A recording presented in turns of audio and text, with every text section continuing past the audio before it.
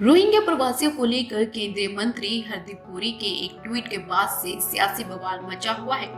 पुरी ने इन लोगों को बाहरी दिल्ली के बकरवाला में अपार्टमेंट देने की बात कही थी, जिसके बाद से पुरी की बात का दिल्ली की आप सरकार जमकर विरोध कर रही है।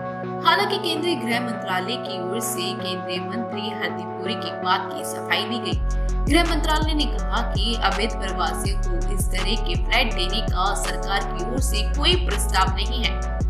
लेकिन इस विवाद के बाद से एक बार फिर रोहिंग्या मुसलमान चर्चा में है। अब आपके मन में भी कुछ सवाल उठ रहे होंगे कि कौन है ये रोहिंग्या प्रवासी, ये भारत कैसे पहुँचे और यहाँ क्यों आए, देश में इस तरह के कितने अवैध प्रवासी रहते हैं। तो आज इस वीडियो में हम आपको इन सब सवालों का जवाब देंगे। पहले आपको बताते हैं रोहिंग्या कौन है।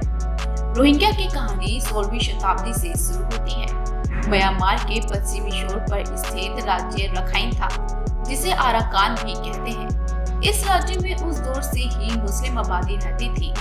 1826 में हुए पहले एंग्लो बर्मा युद्ध के बाद अराकान पर अंग्रेजों का कब्जा हो गया।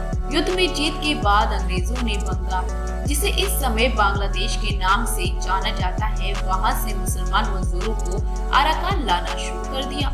धीरे धीरे रखाइन में मुस्लिम मजदूरों की आबादी बढ़ती गई। बांग्लादेश से आकर रखाइन में बसी इसी मुस्लिम आबादी को रोहिंग्या कहा जाता है। फिर साल 1948 में म्यांमार पर से ब्रिटिश शासन का अंत हुआ और वो आजाद मुल्क के रूप में अस्तित्व में आया।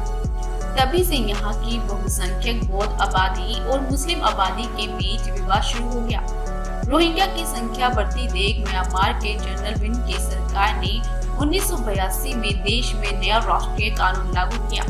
इस कानून में रोहिंग्या मुसलमानों का नागरिक दर्जा खत्म कर दिया गया। तभी से म्यांमार सरकार रोहिंग्या मुसलमानों को देश छोड़ने के लिए मजबूर करती रही है। तब से रोहिंग्या बांग्लादेश और भारत में घुसपैठ करके यहाँ आते रहे हैं और ये सिलसिला साल 2012 के दंगों के बाद से और तेजी से बढ़ा।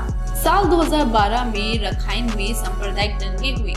इसके बाद यहाँ से रोहिंग्या मुसलमानों का पलायन और बढ़ा। रखाइन में 2012 से ही सांप्रदायिक हिंसा जारी है। इस हिंसा में हजारों लोग मारे जा चुके हैं तो लाखों लोग विस्थापित भी हुए।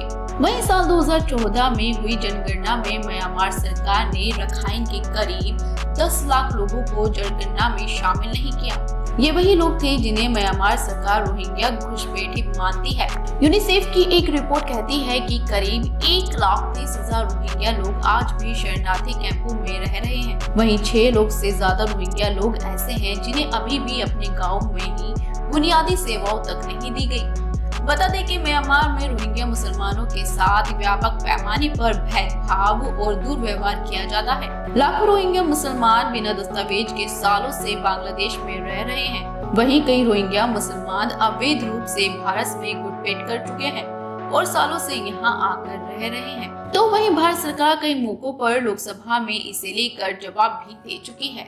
अगस्त 2021 में लोकसभा में गृह राज्य मंत्री नित्यानंद राय ने एक सवाल के जवाब में कहा था कि अवैध प्रवासी बिना वैध दस्तावेज के गैर कानूनी और गुप्त तरीके से देश में घुसते हैं। इस वजह से देश में अवैध रूप से रह रहे अवैध रोहिंग्या मुसलमानों का कोई सटीक आंकड़ा उपलब्ध नहीं है।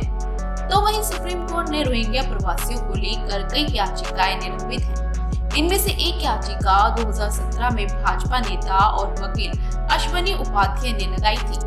उपाध्याय ने अपनी याचिका में भारत में अवैध रूप से रह रहे बांग्लादेशियों और रोहिंग्या मुसलमानों की पहचान करके उन्हें 1 साल में वापस उनके देश भेजने की मांग की थी।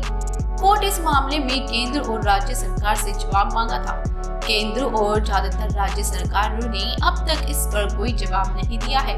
वहीं कुछ राज्यों ने कहा कि सुप्रीम कोर्ट जो आदेश देगा उसका पालन हम करेंगे। हालांकि अभी तक इन याचिका पर कोई भी फैसला नहीं आ पाया है।